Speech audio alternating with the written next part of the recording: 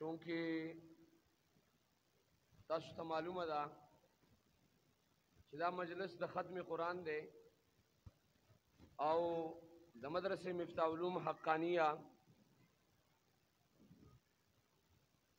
لس طلبه چې دی ختم قرآن د قرآن مجید ویلې دی نو دا د سعادت موقع ده د هغې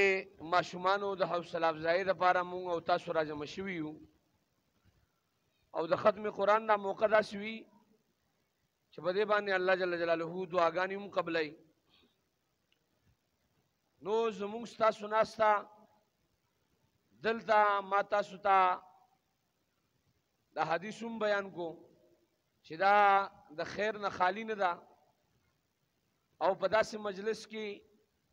داسې محافل داسې مجالس دا فرشتي ګوري چې دا په ځمکه باندې مونږ ته میلاو شي خو مونږ او تاسو ته چې الله رب العزت دا مجالس میسر کړي دي د دې مجالسو مونږ له شکر ادا کول پکار دی او لئن شکرتم لازیدنکم په قرآن مجید کې دا آیات ته چې وایي تاسو د یو نعمت شکر ادا کړئ الله جل جلاله به په هغې نعمت کې ستاسو اضافه وکړي هغه نعمت به ستاسو زیات کړي او که چېرې تاسو د هغې نعمت چې دی ناقدري وکئ نو الله رب العزت فرمایي ان عذابي لشدید الله جل جلاله وایي زما عذاب ډېر سخت دی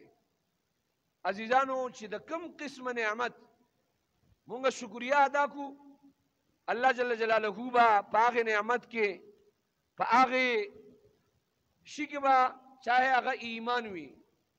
چاہے هغه داسې مجالس و محافل وي